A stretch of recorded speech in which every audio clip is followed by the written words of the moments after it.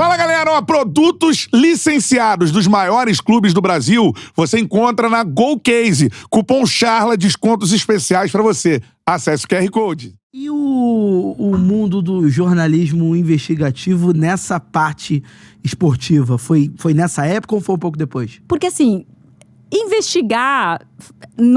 se você quer saber o novo técnico do Flamengo, é investigação também, né? Apurar e investigar. Apurar e investigar. Eu só, talvez, depois eu tenha me interessado por coisas maiores.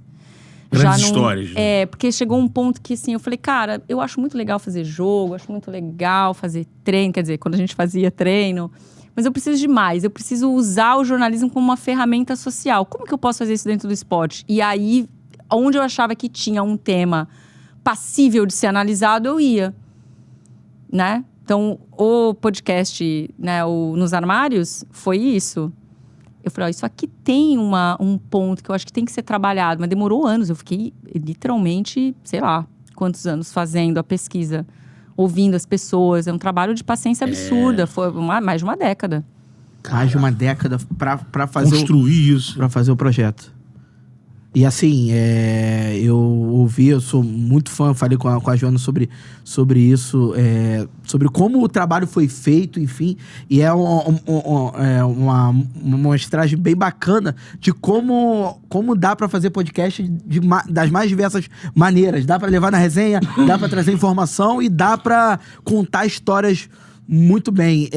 Como é que você, nesse processo nos armários, como é que você encontrou... Qual foi o maior tipo de resistência que você encontrou nessa... O preconceito. É a pessoa falar, cara, entendo o que você tá falando, desabafar comigo, a gente tem uma troca absurda, mas isso vai ficar só, nesse momento, pelo menos, entre nós dois. Eu não vou conseguir passar essa história. Isso, teve um técnico que ele tá nos episódios e a gente usou um ator, né? Pra usar, pra não expor. Mas o dele, por exemplo, me chamou muita atenção. Porque eu ligo pra ele, a gente conversa e ele meio que desaba contando a história dele, sabe? Pois, ele tava querendo a oportunidade de falar sobre... Então você imagina. Ele falava assim pra mim, pô, faz 18 anos que eu não falo sobre isso com ninguém. Porque é uma pessoa que construiu uma família tradicional brasileira, vamos colocar dessa forma. E se viu numa enrascada. Enrascada não é a palavra, mas é isso, assim, você tá um pouco preso, né? Não que você não ame a sua família, mas você não tá sendo 100% você ali, né? Você construiu quase que um personagem pra sobreviver nesse mundo. Pra sobreviver. E ele fala sobre isso, né? E aí, trazendo pro ar o que a gente tava falando fora do ar. Aconteceu muito de receber uma mensagem, falar, pô, ouvi o podcast, pô, queria poder ter coragem de falar, mas ainda não consigo. Porque o meu objetivo era que tivesse gente jogando, falando. Mas os que estavam jogando argumentavam isso. E aí eu tenho que respeitar, porque eu sei que é difícil. Sim. Né? Eu sei que é. É óbvio que eu tô tentando batalhar ali. Falei, não, gente, se a gente não começar a falar sobre o assunto, a gente não vai evoluir.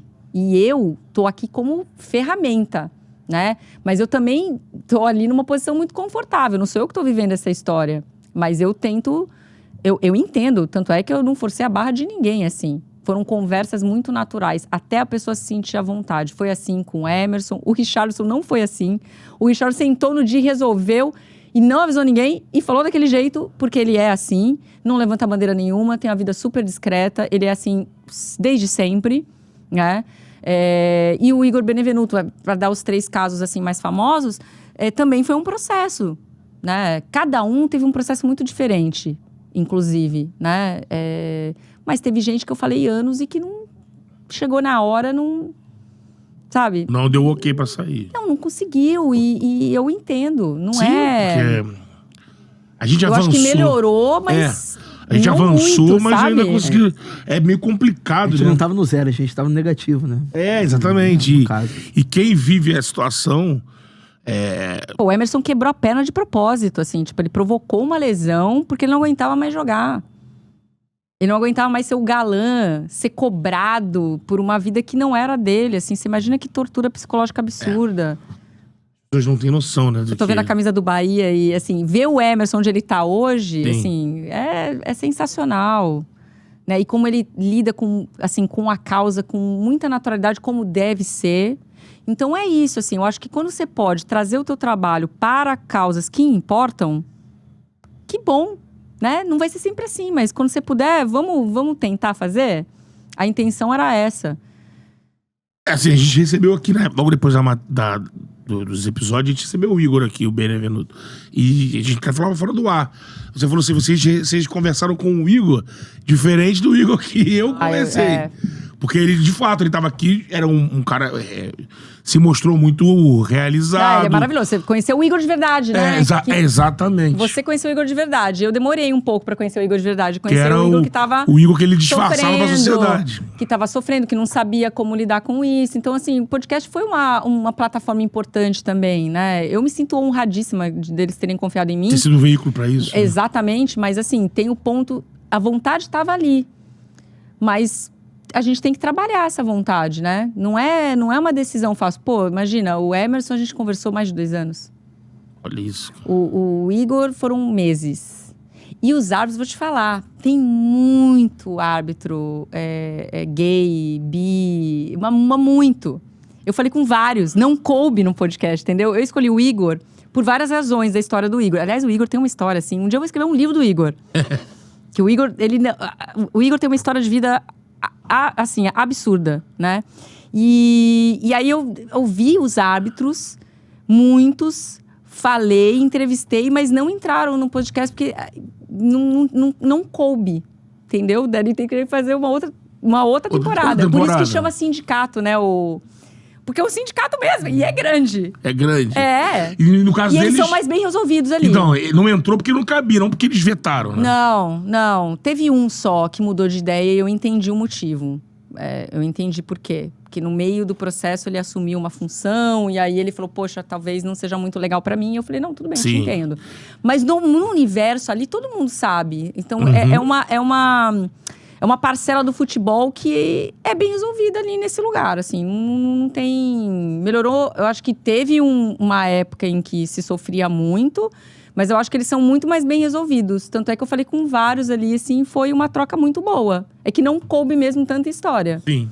Agora, em termos de repercussão, imagino que você já devia prever que seria algo muito grande, mas o que te surpreendeu em termos de repercussão, assim, até de forma positiva, até mesmo negativa? Alguém foi, sei lá, te cobrar dessas pessoas que se posicionaram, enfim, como é que você lidou com... Negativo, zero. Zero. Muito pelo contrário. O negativo eu acho, assim, eu acho que talvez ficou... As pessoas talvez não tenham entendido o que é o projeto. Tem gente que deixou de ouvir achando que era uma coisa de nicho, debatendo o universo LGBTQIA+. E não é isso, né? A gente não está debatendo, a gente só está trazendo histórias. Então, o podcast ele é uma investigação sobre um problema, né, da sociedade e que no futebol talvez seja amplificado pelo preconceito, pela masculinidade tóxica, pela forma como a nossa geração foi criada, enfim. Mas é uma investigação. Né? Então, acho que o negativo, eu acho que nem todo mundo entendeu. Então, por favor, você que está assistindo o Charla e não ouviu o podcast, ali é uma investigação de um problema. Tem muita fala interessante, muita entrevista interessante de futebol, de vivência, né? Então, esse é um problema. Quem interpretou o podcast de outra forma, que não é, tá? Mas negativo, não. Eu só vi coisa linda acontecendo depois disso. Eu só vi o Emerson bem, o Igor bem, as pessoas de alguma forma. Até esse técnico que não fala sobre isso, só o fato dele ter conseguido desabafar por algumas horas e alguns dias, ele já... Porque eu não podia falar pra ele de cara o que eu queria dele, né? Eu tive que fazer uma abordagem diferente. Olha, você tá no time tal, mas você já foi técnico do time tal, mas agora você tá na Série D. Vamos conversar, eu acho que você é mal aproveitado. E eu achava isso mesmo. Eu queria entender por que esse cara que, né, bateu na trave tantas vezes, depois sumiu. Por que ele sumiu? E aí, conversando, foi chegando meio que naturalmente a isso, sabe? A real, né? E aí foi Cara, eu acho que foi uma coisa meio mágica, assim, da pessoa confiar e te contar a história, né? Te contar sem medo do que você pode fazer. Porque, imagina, ele não sabia o que eu poderia fazer com aquele material. Ele só pediu, olha, eu gostaria que você não publicasse. E óbvio que eu nunca iria fazer algo contra a vontade. A não sei se fosse uma denúncia, alguma coisa assim, não era o caso. Nunca, jamais. Mas ele teve que confiar, correto? Exatamente. Não sabe, né? Então, a parte da forma confiança... como você vai abordar, né? Exatamente. E a gente... Faz tempo que a gente não se fala, vou até mandar uma mensagem pra ele. Mas é isso, assim. São muitos, nem todo mundo a gente conseguiu falar sobre isso, mas eles sofrem os efeitos até hoje, né? Eu acho que o podcast ajudou um pouquinho, mas acho que tem que ter mais coisa, sabe? O contato que você teve, né, nesse universo, né? Você hoje pensa assim, você consegue imaginar se isso, do lado do mundo do futebol, né? Você acha que em pouco tempo isso vai ser encarado com maior naturalidade? Acho que sim. Você acha que Acho. vai evoluir das pessoas assumirem as suas condições e isso interferir em oportunidades, em evolução de carreira? Você acha que Acho que sim. tá no caminho pra isso? Tá, mas tá... A passo de formiga. Ainda é muito forte. Mas acho que essa geração que vem agora, os mais novos, eles não têm esse problema. Verdade. Então, assim, eu ficar pensando nisso também. Vamos falar com a base. Vamos ver como a base encara isso. Porque eu acho que... E meio que a gente sentiu isso, né? Que os jogadores de base, eles têm outra visão em relação a isso. Eles são muito mais bem resolvidos. E os colegas aqui na vida social já é uma coisa mais comum, Exatamente. Né? Então, ser fluido, falar abertamente sobre sexualidade é outra realidade. A gente não cresceu assim. A gente não cresceu assim. Cheio de tabu, Não podia né? nada, né? Não pode nada. Aliás, você só pode fazer assim. Só existe um jeito de você viver. Esse aqui é o certinho, né? A gente cresceu assim. Eles não. Já tem uma abertura muito maior para se falar. A gente cria nossos filhos diferentes. Então, eu acho que isso vai ajudar demais para que a gente não tenha os mesmos problemas que as gerações anteriores tiveram. E no futebol feminino? Que daí é o oposto, né? Sim. É o oposto. Mas o meio também, ele oprime... Porque a gente vê muito mais... Mas aí o preconceito meninas... é o contrário. Se você falar com as meninas, elas vão te falar isso, né? Que fala assim, pô, mas aí você vai jogar futebol feminino, você vai virar lésbica. Isso as minhas amigas do futebol falam muito isso pra mim. Né? Então, aí o preconceito, ele é o contrário. Nossa, mas você é hétero e joga futebol feminino? Nossa, entendeu? Assim, então, é bizarro como as pessoas têm mania de colocar as pessoas, assim, em caixinhas. Rotular. Rótulo. Exatamente. Então, só que no feminino é bizarro, porque é exatamente o contrário.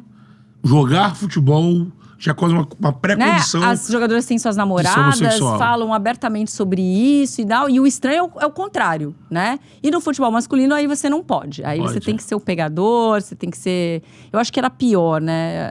O Emerson, principalmente, que pegou... Né? O Emerson tá com 50 anos. Pegou um pouco dos anos 80 ainda. Ele pegou, pô, no Rio Grande do Sul ainda, família super tradicional. Então, ele pegou... Ele realmente sofreu demais, assim. Talvez hoje, e eu acho que é importante quando o Emerson se posiciona, o Rick, o próprio Igor, que aí quem tá começando agora, quem tá na base, se perguntando se pode ou não pode viver dentro da sua complexidade, assim, viver assim, como... de uma forma completa, sem precisar ficar fazendo personagem, contribui, né? Contribui. Pô, bastante. Ainda não estamos lá, mas contribui. Eu fico pensando, será que a gente vai chegar num dia que uma torcida vai, independente disso, que é o certo, né? Vai julgar o atleta, o ídolo dele, apenas pelo que ele faz no campo. E sabendo que seu ídolo seja um homossexual, ele vai ser indiferente. A torcida do Bahia é bem boa com isso, né? Tem torcida organizada. Eu acho que o Bahia é um time que trabalha muito com isso. Mas a do São Paulo, usando com o Rick, o Vasco trabalha... Não, mas aí... Não cantavam o nome dele, Não, mas aí é ridículo. E eu acho que se fosse hoje, talvez não acontecesse. Porque ele me deixava assim... Talvez não acontecesse. Imaginando pra ele como é que deve ser. Ridículo, né? Pô, é sensacional, tanto a iniciativa do podcast, como a Jona falou, um trabalho que durou uma década, né? a aprovação mesmo também de quem está ali, não apenas você e o William que fazem o podcast acontecer, né? A máquina depende de mais pessoas pra girar, e também, cara, a coragem e a confiança desses profissionais do futebol, tanto o Igor como o Richardson, Emerson, enfim, pra poder assim, confiar a vida a uma repórter, a uma jornalista, pra poder colocar isso no ar. Eu queria até... porque a gente é muito, né? A gente é muito maltratado também, né? Sim. O jornalista é assim, você é um gavião. Gavião não, você é um urubu. Urubu, né? corvo. Você é um corvo, você quer sangue. Não, cara, assim... clique, notícia. Assim, é óbvio que você quer ser teu trabalho reconhecido, é óbvio que você quer ter acesso, é óbvio que você quer fazer coisas grandiosas, mas essa parte, assim, de você ser visto só como uma pessoa interessada em clique, repercussão, engajamento, que é a palavra da moda e tal, não é isso, entendeu? Não é isso que te faz feliz. O que te faz feliz é fazer um trabalho que você olha e fala assim, pô, eu tenho um orgulho disso aqui, né? Esse negócio aqui, talvez, né? Talvez não tenha... Meu livro mesmo. Meu livro não vendeu que nem o Paulo Coelho, né? Mas, cara, eu sei que foi importante fazer uma literatura sobre atletas paralímpicos. Era importante naquele momento. E aquilo me completou de uma forma, assim, absurdamente. Assim, eu tenho um orgulho do trabalho feito. Então, não tem a ver com isso. Nem sempre tem a ver com isso. Então, nesse ponto, eu acho que a gente é muito... Realmente, você vê, é o cara que só quer o sangue, só quer... E a gente quando tá tentando fazer um trabalho sério, eu escuto isso muito. Eu falo, não, gente, vamos lá, vamos sentar. Não é isso. É claro, eu tô trabalhando. Faz parte do meu trabalho publicar uma história aqui, investigar e tal. Mas eu vou fazer isso com cuidado. Eu vou fazer isso da melhor forma. Eu vou procurar temas que realmente sejam relevantes. Não vou focar em picuinha. Não vou focar em coisas que não importam. É sobre isso, né? Mas que a gente é mal visto, a gente é mal visto. Eu mesmo, quando era assessora, eu escutava isso muito. Já tá os jornalistas lá, sei o quê. Tem que enganar eles, tem que não sei o quê. Eu escutava meu chefe assessor falando, assim. Eu falei, caramba, é assim que a gente vai ser visto? Porque o meu primeiro trabalho foi como assessora. Sim. Não foi como jornalista. Então, eu vi o contrário. Eu falei, gente, mas falam mal demais esse povo aí. Mas acho que é o que eu quero fazer. Caramba, com medo, né? Eles estão chegando aí. Ó, tem um comentário assim. do... Vamos esconder. Qual é, meu parceiro? Curtiu esse corte que você acabou de ver? Então se inscreva no Charla pra dar uma moral pro melhor podcast de esportes do Brasil. Tamo junto.